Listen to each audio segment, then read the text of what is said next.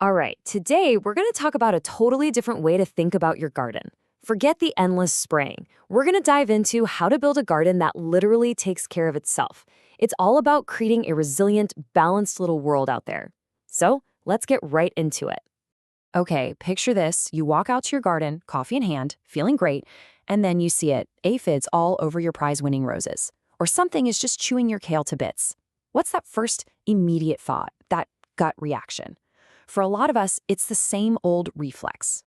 Yep, that reflex is to reach for the spray bottle, right? It feels so effective. Problem spotted, problem sprayed, problem gone. It's that quick fix we all crave.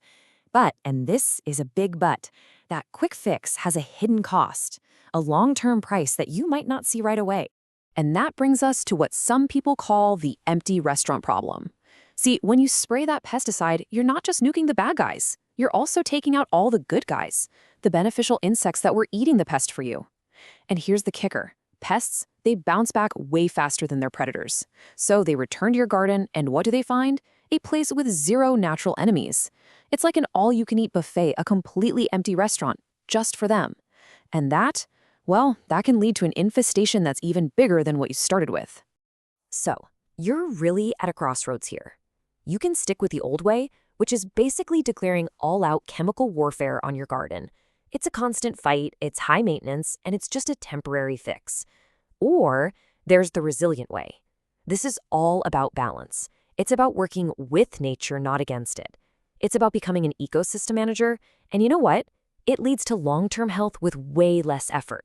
It's a total paradigm shift. Okay, so how do we actually get this balance? It's simple, really. You hire some help. Seriously, stop trying to be the lone soldier fighting this battle and instead become the general manager. It's time to recruit nature's very own security detail. I'm talking about the pros, ladybugs, lacewings, hoverflies. These guys are the natural predators that will work 24/7, keeping those pests under control for you. And hey, this isn't just some cute, feel-good idea. It's a real, proven strategy that the pros use. It's called Integrated Pest Management, or IPM for short. It's basically a super smart, long-term approach. Instead of reacting to problems, you're preventing them by creating this healthy, diverse ecosystem where the good guys are always around, making sure the bad guys can never really take over. So how do we put this into practice? You're probably thinking it sounds complicated, but it's not. The folks over at resilientgardens.co.uk lay out a super simple 1-2-3 action plan. It's basically 1 structural idea, 2 super easy maintenance tips, and 3 hero plants to get you rolling. So let's break down that first step. Okay, step 1 is the structural focus, and it uses this really clever tactic called the sacrificial strategy. All you have to do is plant marigolds among your other plants. What you're doing is creating a trap crop. So, for instance, aphids absolutely love the sticky stems of pot marigolds. They'll flock to them and leave your precious tomatoes or whatever completely alone. Plus, the strong smell of French marigolds really messes with other pests. It confuses them, making it harder for them to even find your good plants in the first place. All right, on to step 2. These are what I like to call easy wins for maintenance. First up, plant things like dill or fennel. Their flowers look like these tiny, flat umbrellas, right? Well, those are perfect landing pads for hoverflies. You're basically building a hoverfly cafe.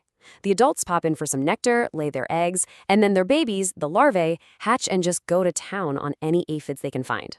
Win number 2? Get a little messy. Seriously. Leave a corner of your garden with a small pile of logs or stones. This creates a log pile lockdown. It's the perfect hideout for ground beetles and even frogs. Think of them as your night shift security team, patrolling for slugs and snails. You see what's happening here, right? You're not just planting a few extra things.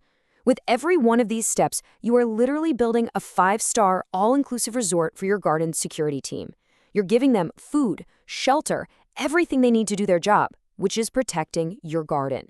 And that brings us to the final step, step 3, bringing in the 3 climate hero plants. Think of this as your starting lineup. First, you've got the pot marigold, also known as calendula. As we've said, it's the ultimate aphid magnet. Then there's fennel. This one is a predator puller. It brings in all sorts of good guys with its flowers. And finally, nasturtium. This is your scented decoy. If you grow veggies, this one is a must-have. Cabbage white butterflies will lay their eggs on the nasturtium leaves instead of your broccoli or kale. It's brilliant. The whole idea behind all of this can be boiled down to one really powerful quote from Graeme Farrer at Resilient Gardens. He says, "If you have a pest problem, you actually have a predator shortage." Just think about that for a second. It completely flips the script. The problem isn't that you have pests. The problem is that you don't have enough of their natural enemies. So, when it all comes down to it, the real goal is to change your mindset, to stop thinking of gardening as a constant war and start seeing it as an act of creating balance. It's about stepping back, putting the right pieces in place, and then just trusting the ecosystem you've helped create to take the lead.